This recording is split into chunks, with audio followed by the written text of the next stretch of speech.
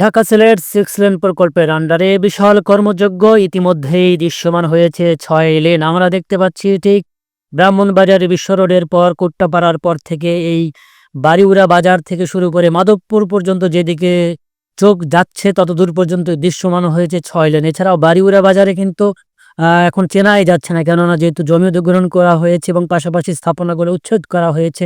ইতিমধ্যেই কিন্তু পুরাতন যে ২ লেনের সড়ক পর্যন্ত লেবেল করা হয়েছে বালু ফেলে, এবং ২ চোখ যেদিকে যাচ্ছে দৃশ্যমান এরকম কাজের অগ্রগতি দেখলে নিঃসন্দেহে সবারই কিন্তু ভালো লাগা কাজ করে মনের মধ্যে। পাশাপাশি অত্র এলাকার প্রাকৃতিক দৃশ্য কিন্তু আপনাদের মনে একটু হলেও দোলা দিচ্ছে।